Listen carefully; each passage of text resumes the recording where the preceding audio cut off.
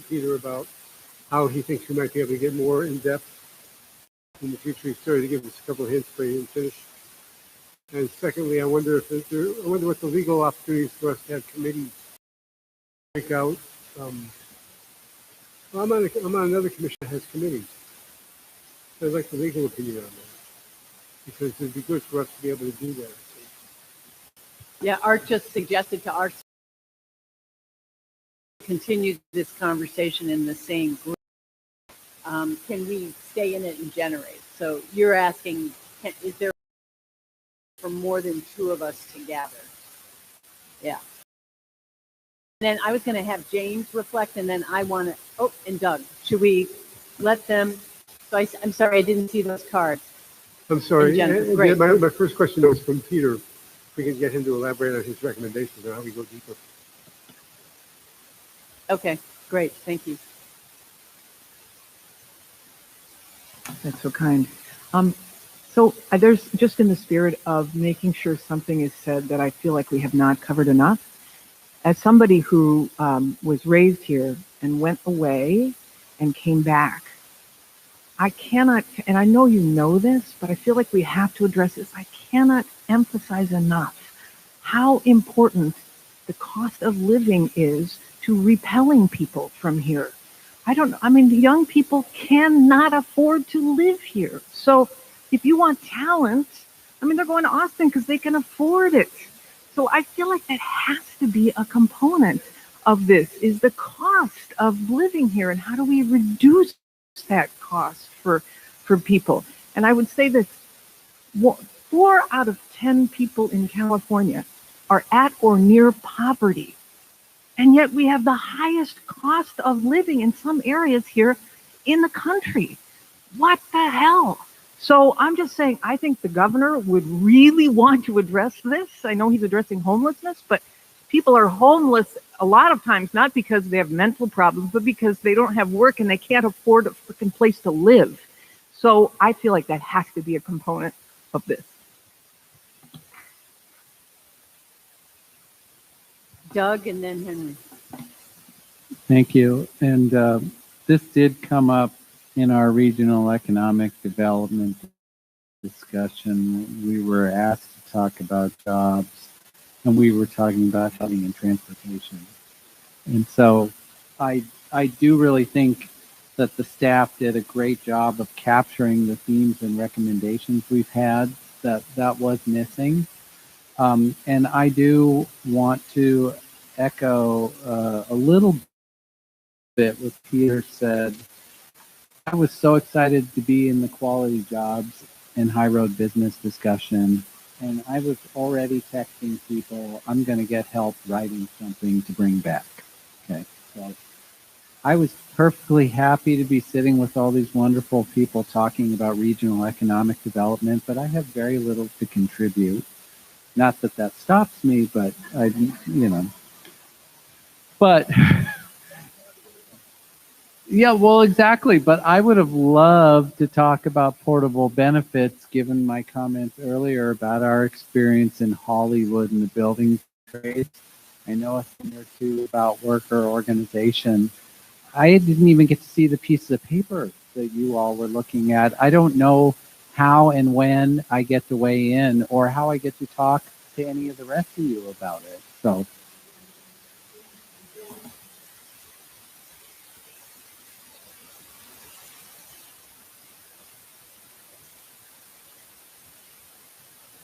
Organizing, look, I guess I just have empathy for the organization, which is always challenging. We asked for feedback about the process. You got it.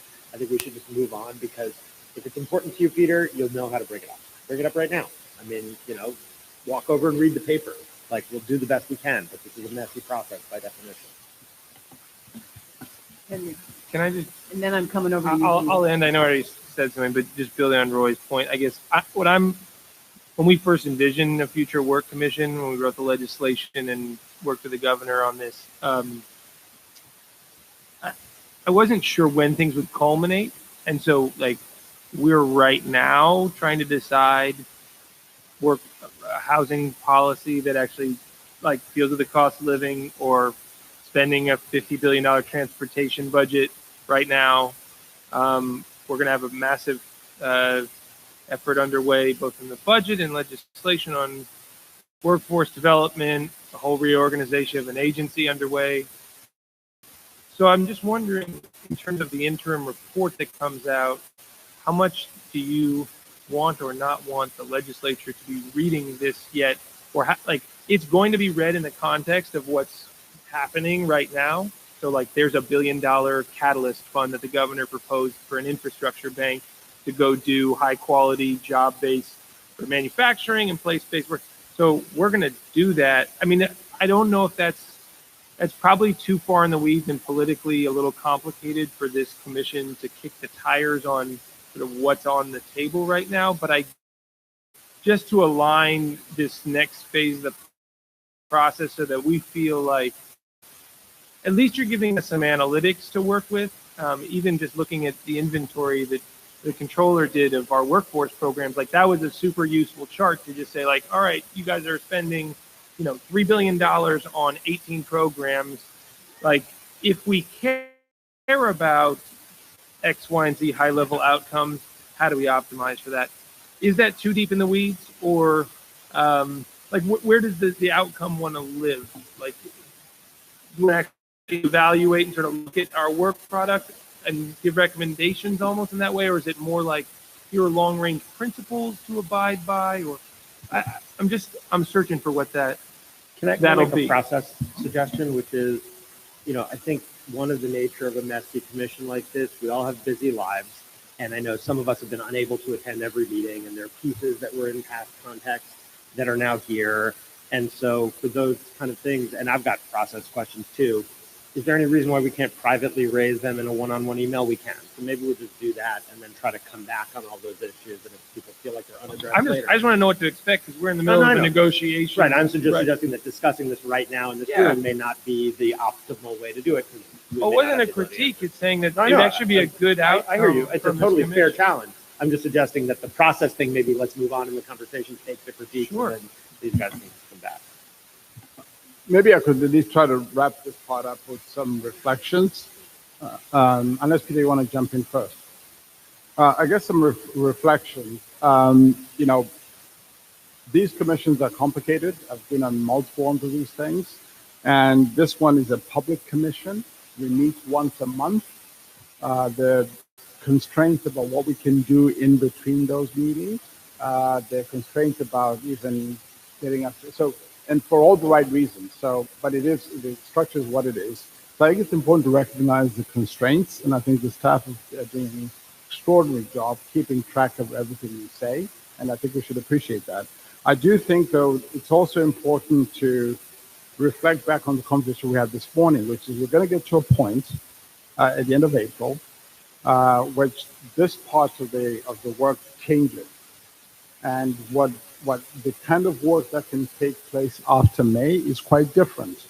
There can be work groups, there can be pilots, there can be initiatives, there can be in-depth working sessions for whatever time people have time for, and so forth. The structure of this is different in phase 2. I think it's important to recognize that. I think that the process as we've had a repository that's available that we can all look at, that keeps track of all our conversations. We're all busy. But we should also reflect and appreciate what's gone into capturing all of that. Having said all of that, I'm actually particularly pleased with where we are in the following sense. If I look at, for example, there's one sheet of paper here that to me makes enormous sense, which I think of as a superstructure for what we're doing. What that piece of paper says, themes of ideas and recommendations we've heard so far. It identifies things in 3 groups. And I think we probably should add a 4th, just based on comments that have come through and even the data and the conversations we've had so far. The 3 things that it provides, I think, are a good direction for where we think we're headed. The first part says create, and I would probably say raise a floor across all forms of work in California. And that is a thematic direction we want to go in. I think everything we've heard in this conversation points that way in the meetings we've had so far. We can debate what actions specifically go under these, but that's one thematic pillar. A second thematic pillar is the idea of make California a place for quality jobs and high road businesses. I think as a directional category, it seems consistent with everything we discussed on this commission. There's a third here, which is around future-proofing California for growth, innovation, and demand for work. I think that's an important category, and we can discuss what goes underneath that. I think there's a fourth one we should have captured here, which is has come up repeatedly today and in past meetings, which is somehow we need to comment and have a perspective on these work-adjacent issues, whether it's housing, education, transportation. It keeps coming up and up every single time. I think we should acknowledge that, even as there's work reflect on other things that impact work. And these work-adjacent issues seem to be that. So I think I would suggest we have that as a fourth category. So if we assume that that's a workable superstructure for what we're talking about, underneath that, we've had particular subcategories of initiatives. We should all look at that, but I think we have a superstructure now. And I think at this stage, the invitation is for all commissioners to write in, call the staff, get into conversations, make sure we've got concrete, actionable things that we're going to put forward as recommendations with something like that superstructure. So I think it does capture what we've heard so far up until this point. That's at least my reflection. Peter, you want to jump in? Yeah, I like that. That's a good idea. There's one thing that is, I think, one of my frustrations. Let me be clear. I was frustrated with this afternoon, not this morning and not the rest of the history of the commission. I just didn't like this afternoon's process. Let me be clear about that. One of the big things that we are missing is part of a larger global phenomenon. Many of the things that are happening here are influenced by and will be influenced by things like the coronavirus that may disrupt supply chains now for quite some time. That will have an impact. There are other global phenomena and national phenomena that affect what we're doing. And we need to consider this trajectory of development in the context of forces that are going beyond California that are very, very significant and which will influence us. And one other little comment, just linguistically, I worked on Apollo. I actually helped build and design the Apollo capsule that went to the moon. And one of the, I'm an astronautical engineer. I work for NASA. Having said that, a very important thing about moonshots, we could do it. When John Kennedy asked Jerome Wiesner, his science advisor, should we go to the moon? One of the important questions that Wiesner had to answer was this science or was it engineering? If it was science, he didn't know. We had to come up with new physics to build rocket motors. Why? We couldn't predict we could get there in 10 years. But Wiesner came back and said, it's all engineering. I talked to Von Braun. He knows how to build the rocket. We can do this. And moonshots have to be doable. They're, yes, big aspirations, but they have to be doable. And some aspirations are not doable. And we have to be careful. And this goes back to, I think, Betty, some of what you were talking about resources and so on. So I don't wish to too much temper our conversation. That's not my point. We should have as big aspirations as we can imagine, but they have to be doable things. That's all. And that was the difference. And if you'd asked that question in Moscow, the answer would have been no. We don't know how to engineer it, and they never got there.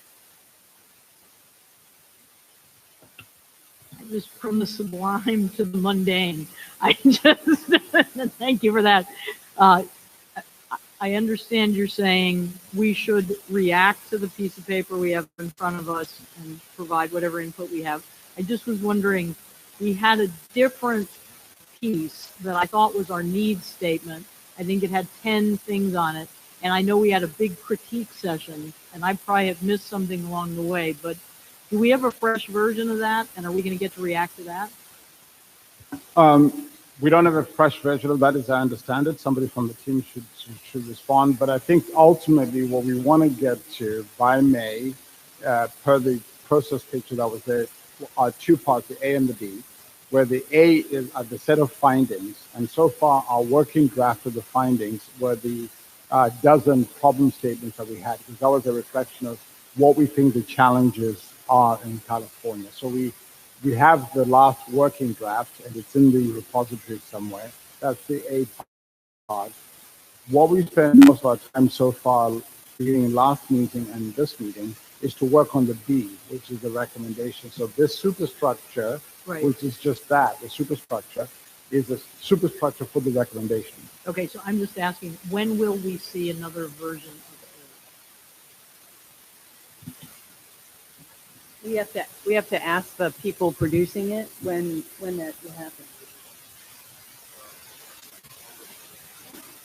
We'll see it in advance of when we publicly notice for the next meeting, which I think we have to publicly notice 10 days in advance. So the commission will probably get it 13 days before we put it up on the website. Okay, because it seems like both, so can we react both to A and B? Because it seems, okay. Yes. And I think yeah.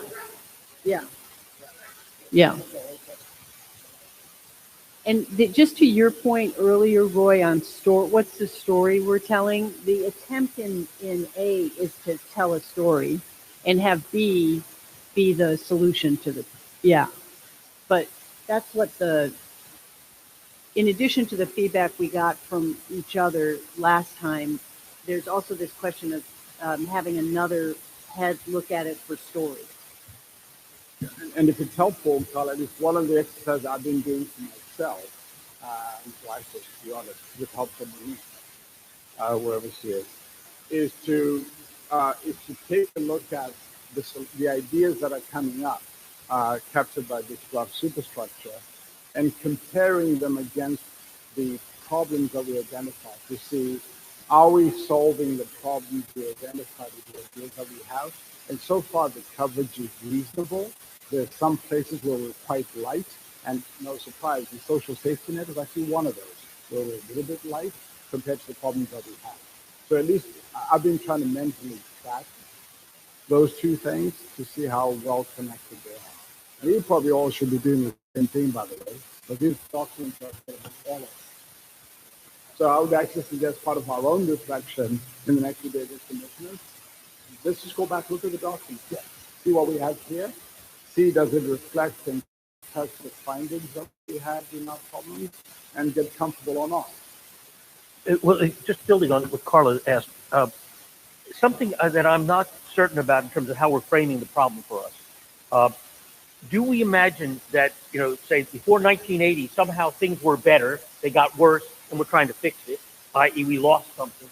Or is it that we have big aspirations that we are not achieving, and we're trying to figure out how to achieve those aspirations? Because those are qualitatively different kinds of problems. In one case, it's a problem of failure. In the other case, it's a problem of success, and how do we sustain the success? And those are two very different stances. And I'm not sure where we are in that respect. We once had something great, and we lost it, we need to fix it, or we're not satisfied with our rate of progress toward a higher aspiration. And those are two very different kinds of stances, and I'm not sure which it is that we are actually solving. What do you think? My view is both. But what do you think? I think it is the latter. I think we have a fantasy of how wonderful things used to be. When women stayed home, when you knew your place, when, the world was very different. That wasn't such a great world as I seem to remember it. The nuclear weapons were hanging over us. So, I think we have this kind of fantasy of a past that was somehow glorious that we've lost. I am of the mind that there are aspirations that we are now not achieving, and that we need to, how do we sustain our sights high enough, and how do we achieve those aspirations? So, Happy to debate privately, but yes. The income disparity was not as high 20 years ago as it is today. So let me just bring us back to the chart as a way to close this section before public comment, which is it's February. What we want to try and do is hone in on a draft of both the problem statement and our solutions that build on the work we've done in the first 5 convenings and the sharpening we've tried to do at this meeting, that's tighter, that is a draft that you see in advance of the March meeting, that you'll be able to then have feedback. I think next meeting, we don't intend any panels. The whole conversation next month, is meant to be an engagement around does this say what we want it to, and what how do we sharpen the solutions? Because the February meeting, we were at a deficit on this issue of moonshot, we thought we'd focus this afternoon on trying to reach a little higher because, as Jennifer said, if we think out 10 years, what do we do in 21, 22 to get on our way is kind of the idea.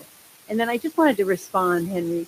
The thinking about the kicking of the tires on all the other work happening in the state is that it's not the responsibility of this table, but that the governor's team is kind of our antenna on the aging workforce or the workforce development. All these other initiatives, we're kind of counting on the governor's team as the early warning system on, hey, you don't need to worry about that because so-and-so is. But it goes, I think, to James's reflection of adding a 4 on the work adjacent issues. The question for me that I think is so unique about this commission from other future of work commissions that we've been studying around the world is the centrality of thinking about the workers as central to it and not technology and automation. And I have to tell you, for me, that's an incredible gift this commission is going to give the world in our thinking about it. And then I just wanted to offer one other reflection. I was in the worker organization thing, and Roy and Lance and John said, well, Art and Mary Kay, you should talk. And I said, well, actually, we're not doing so well as representatives of worker organization, and we actually need civil society to help us think about the way to intervene on workers being able to get engaged. And I just wanted to say how valuable it is to have an idea about how you qualify as a C Corp being the way to think about how workers should have access to each other in forming an organization and empowering themselves. We don't hear those kinds of ideas when we're sitting around talking to worker organizers. Do you see? So for me, the genius of this commission is to figure out what are we doing with each other and not expecting the state to fix everything. You know, like that, one of the things I really hope emerges from the work we do is the moonshot, but an agreement that could either be bilateral or tripartite, where civil society helps government understand how to scale an intervention, because we have the political will as leaders of various stakeholders in the state to do something that, frankly, it's not me and you, but us and we. Like, how do we make that? What are we each going to agree to do differently with one another that could be something that moves from this commission into the back to the governor? So I just wanted to offer that for me, the two groups I was in, it gave me a chance to listen to how other people approach problems that I am, waking up in the morning and going to bed at night kind of obsessed with. I do have a good life, however, but I'm still, and there's a chance to think about it across leadership in a way that I don't get to spend a day like this. And so I just feel really hopeful about the session next time, which is this immersion in, let's not expect government to be the fix, but government to be the transmission of our creativity and our willingness to take risks. Because I said to Art, how do you think the rest of the labor movement will feel if we blow up what has been the traditional way that unions organize themselves? Because that's kind of what we were beginning to imagine. And that's what I think is kind of interesting about what's possible as we dig in together. All right? So what did Art say? So, Londe, are you going to lead us through public comment? Thank you so much, Lynn, for your facilitation and all the people. And while we're transitioning here, I just wanted to recognize the incredible recording that Anthony Weeks is doing on our behalf.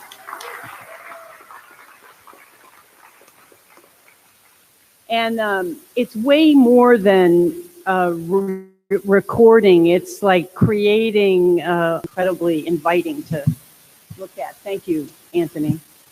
And Londe is here at the table. Great. So we are 10 minutes out from wrapping up this particular meeting, and it's been an engaging one. I feel compelled, though, on behalf of the governor's office and my colleagues, to just acknowledge the space that we're in. When I was in nonprofit work, we used to call this the messy middle, right, or the groan zone. But we are in this space where we are trying to take everything that has been messy and mentioned and under theorized and over theorized and put form and shape and a point to it. And that's hard. That's just a really hard place to be. So I want to just thank you all for kind of staying in it with us. I have no doubt at all that we're going to get to a good place. And, you know, we definitely heard, and we're actually, you know, even before today's meeting, talking about when we come forward in March, we need to have something that you all have to read and to comment on in advance of the meeting so that you can bring your best ideas forward about what we're drafting up. So we recognize that we've been trying to create and maintain a generative space. I want to say that we're very conscious of that balance. I was saying to a colleague the other day, in some ways, you know, having a meeting every month was incredibly ambitious because given the need to notice these meetings 10 days in advance, it really only leaves us just short of 3 weeks to take everything you've said, to try and distill it, to try and, you know, tee up new ideas and put everything together in ways that feel like they work for everyone. So that is definitely part of the push and pull. It's also the case that there are some natural groupings of interest that you all didn't get to weigh into. That was actually by design because we wanted to make sure that people who didn't automatically get to hear from you had an opportunity to hear from you, weigh in on other things that you might not normally weigh in on. So we know that we have another process by which everyone will get an opportunity to really give a lot of attention to those things that they really deeply care about. And we want to make sure that that opportunity is presented. But we really are trying to connect people and conversations that might not otherwise happen, which is why I was so just pleased by what Mary Kay just said about being able to listen to one another and really leverage a whole set of ideas and think about toppling maybe some pre-existing ideas that maybe we wouldn't have thought about before. So I just want to put all of that out there and say, you know, on behalf of my colleagues, you know, and all of us who are convening this, we found this afternoon's conversation that we were having in a group really super helpful and super engaging. And we're really trying to be responsive to what you all need to make sure that we get to a report, a written report that really is reflective of the whole. And at the same time, you know, there's a reason we didn't bring back another iteration of the problem statement because we could spend all of our time iterating the problem statement. And so we needed to have, frankly, a good enough draft to allow us to get to some solutions, because it's only going to be the solutions and the problems together that are going to make any sense to you as a commission in terms of a report that we want to put out. So that's what you'll get next time. So we just want to say that we're trying to make sure that all the tributaries, all the threads are coming together, and we're trying to weave them together into something that's going to be a more perfect union. So there we go. All right. Lenny, anything you want to add to that?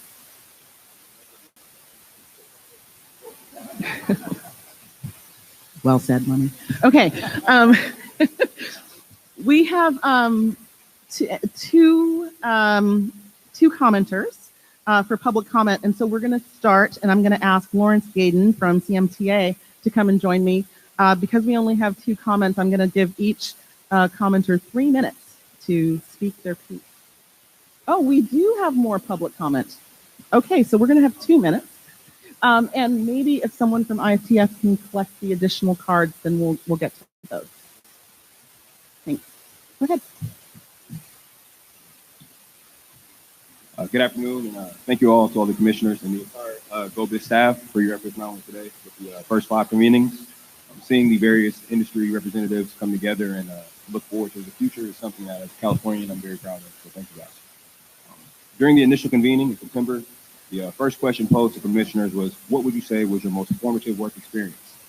Little did I know that in that moment, I would be in one of my most formative work experiences.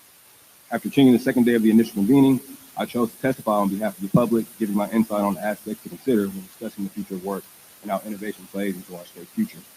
Later that day, the same question you all opened with was posed to me by one of the commissioners.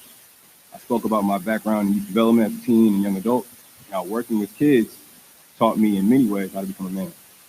My curiosity and engagement that afternoon led me down a chain of events that eventually presented me the opportunity to hold my current position as legislative manager for the California Manufacturing Technology Association. At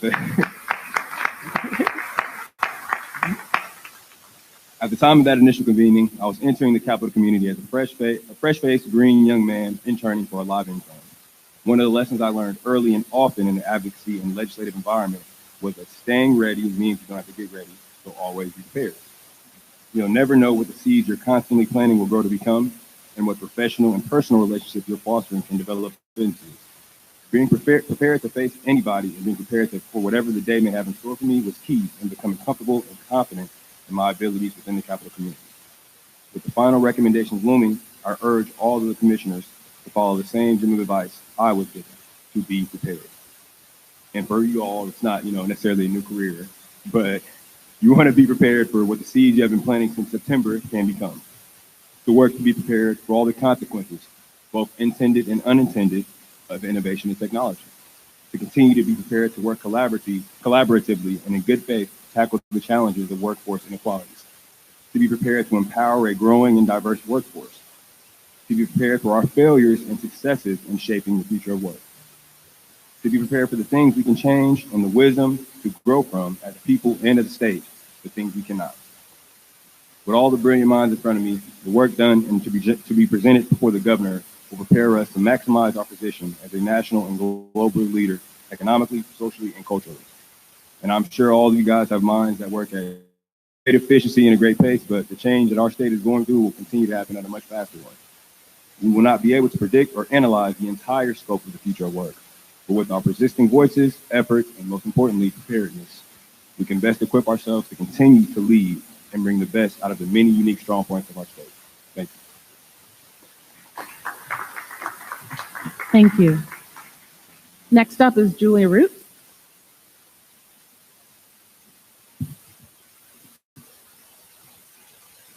Julia is with the Center for Employment Opportunities. She's a senior workforce policy associate. Thank you, and good afternoon. This morning, Mayor Stubbs spoke about targeted interventions that challenge the status quo.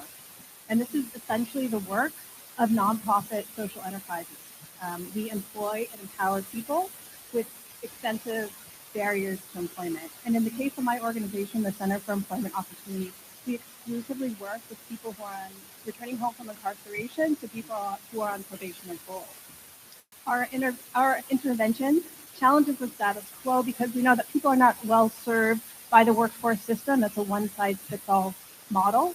And so we have a customized program model that does job readiness, a transitional job to get people employed within 1 week of starting our program, job coaching, job development, job placement, and a year of retention services.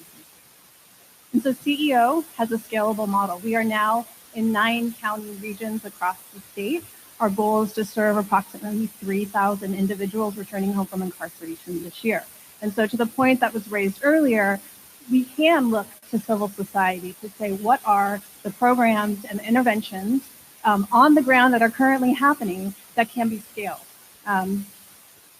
So as a social enterprise, 50% of our revenue is earned income. About 30% is braided government resources, and then 20% is philanthropic funding. So it gives you a sense of how we're funded and where our resources come from and how we partner with government entities and at the state, the local, and the county level. And so I appreciate the opportunity to have this conversation about social enterprises. It was brought up in a couple different contexts today. And I also wanted to highlight the conversation that was had about B corporations, because we are actually what's considered a sourcing partner. So we have partnerships with employers. In the case of like SF Made with the manufacturing sector in San Francisco, Checker in the tech sector. And these B model corporations are actually modeling some of the employment practices, the inclusive hiring pathways, and supportive services that are necessary to help people with barriers be successful, earn good wages, and increase their wages with the company. So I think there's a model there to look at, CEO as an intermediary. And my last point that I'll make is just to say we had the conversation at the 30,000 foot level today about the structure of our economy, and maybe just take a step back and come back down to the ground and see what's happening with nonprofits and civil society that are leading the way, and come to speak with some of the service providers as well as the impacted workers. Thank you so much. No, actually, we cannot ask questions, but you can capture afterwards. Thank you, Julia. Thank you. Next up is Peter Ortiz. Peter is a manager of public policy with Europe.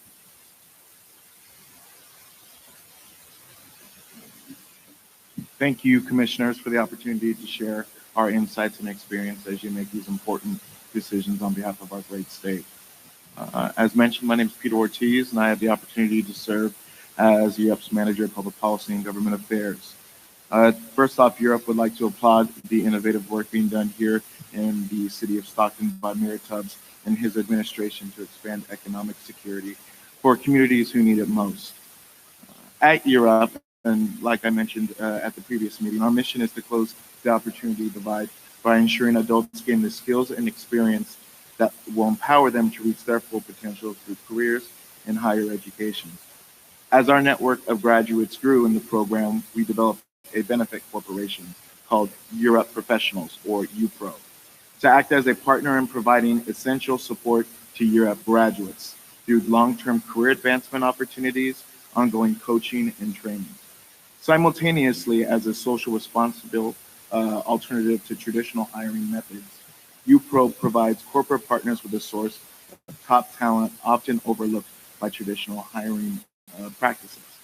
Unfortunately, many benefit corporations are relatively small. The reason for this is a lack of incentives. Benefit corporations are not provided tax incentives or procurement preferences by state lawmakers. As you think about how to address the challenges related to the future of work, we ask this body to consider providing recommendations to the legislature that will address the need for incentives for benefit corporations to grow here in the state and compete with our for-profit company brothers. Thank you. Thank you. Next, we have Terry Ollie from the California from the Economic Security Project. Yes, I'm sorry for my bad penmanship. Thank you, commissioners. My name is Terry Oley with the Economic Security Project, and I am just really delighted to be here today. There's a lot to take in. I just have a couple of reflections. I think the first one is just that I was really heartened and encouraged by the tone of the conversation from the get-go. I think that when I think about California exceptionalism, I want to remember the way this day was kicked off by talking about grounding the future in values of community and equity.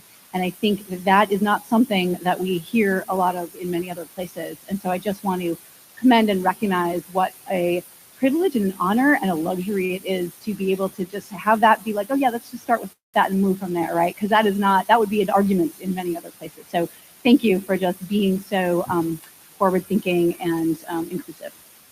My second reflection or comment is that I really want to call out what the governor mentioned earlier about the affordability crisis and really highlight that. And in these conversations today, there's obviously, because of the title, future and work. And yet I think that the affordability crisis is gutting us now. And it is not, we will not, the future it's going to be really bad if we can't get a grip on what's happening right this minute. And I would, to that end, really start to think a little bit about moonshots and the ways in which we get to the moon. So thinking a lot, in the work that I do in policy and advocacy, and that many of you do, we talk a lot, we fly planes a lot, right? And we get good at flying planes. And a lot of the ideas and recommendations on a policy level will be like planes. But in order to get to the moon, we need a rocket. And we need to really think about what the rocket should look like when we are developing, or when you are developing this final list of proposals. And I would just urge and encourage you to think about those rocket ships. And then finally, given that my organization was one of the first supporters of the mayor's amazing Stockton demonstration project, I want to say that, we are all in on making it as easy as possible to support people all the time. And cash works. I would urge you to think about opportunities for cash policy, whether they're income floors, guaranteed income based, call it whatever you want, or what already exists and could just be amplified, which is the earned income tax credit. Thinking about redefining it, redefining work to include unpaid caregivers, redefining work to include students and other things that people are doing that provide immense value in this economy that is hard work, and that we need to think about that as part of work as well. So with that, I commend you. I know I'm over my time. Thank you so much for your consideration. Thank you. All right, 2 minutes left. I know I'm going to take us till 5:03, but our last commenter is John O'Dunn, who is a consultant and author. Good evening. Thanks for staying late. I actually had a quick one, which is I didn't realize there was someone from the Apollo team here, so I couldn't plan. And I also wanted to note, we were talking moon launches, Apollo 11 landed, but before that there was Apollo 10, 9, 8, all the way down to 1, and there was also Gemini and Mercury. There was a lot of baby steps before we actually got to put people on the moon. And I think that's important. We actually started with something and kept building on it. And I think that's an important mindset. 1. 2, I've been working on a project. I would ask here that you consider finding a way to help those who already have jobs and are supercommuting to stop driving, to encourage them to be able to work from wherever they currently live instead of having to commute to somewhere else and then commute back. A couple of reasons: environment, housing, traffic. But also, if you look around the streets here, there's very few pedestrians outside anywhere. So 86,000 people a day drive out of here. That's 86,000 people a day. Now, for every one of those, there's research done. One of those stayed here. You get 4.8 trickle-down jobs in the neighborhood. But then you go buy sandwiches, coffee, buy milk here, not in the neighborhood. You can do that real estate too. And this is not just techies, although I am one, but we also accountants, lawyers, X-ray technicians, everything. I helped write a law for the state of Vermont in 2018. Part of that is around creating neighborhood co-working spaces in small towns, so people would have a place to go work from instead of using a neighborhood coffee shop. And then they could do video calls, and they could actually have a meaningful job there, even when they change jobs every 2 to 3 years. I'd encourage that we try something like that here. A very small step we're trying right now, just down the street next to the coffee shop from here. I suggest you try Visit Trail Coffee Shop, which I do not own, so it's not a commercial plug. But right next door to us is a space to be happy to show you around, and we're trying to get people to stop super commuting from there. And we'd like to scale this one step at a time. Well done. Thank you. Thank you. Oh. So we want to just say once again our thanks and gratitude to each of you for making it to Stockton. We were very pleased to start with, obviously, with the mayor. Very pleased to have Trail Coffee provide our refreshments earlier today.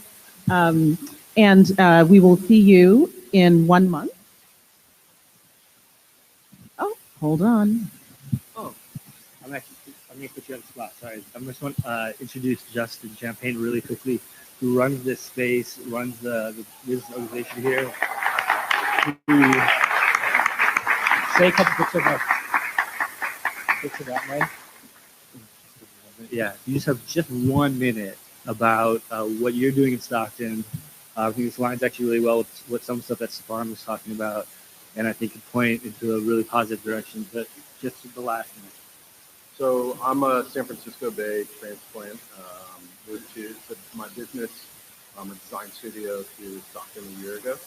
I moved to San Francisco 20 years ago, right during the dot-com boom, and saw the rise and fall, and now again the rise. I moved to Stockton 2 years ago with the goal to get involved in a community, and through this space, and then the sale of my design studio and business has allowed me to start to focus on that effort.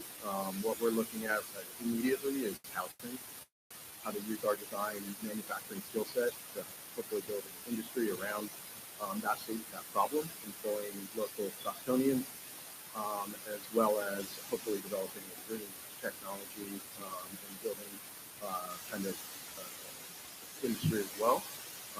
We're in the very early phases of just having conversations, discussions, see what the exact need is. But we're looking forward and really excited to be here.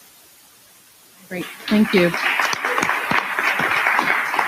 So many thanks to you, Justin, for allowing us to be in this great space today. I also want to say thank you to, as we do every meeting, to all of our funders who allow this to be possible: the Irvine Foundation, Ford Foundation, Blue Shield of California, and the Lumina Foundation. And we will see you all on March 12th in San Francisco. Thank you so much.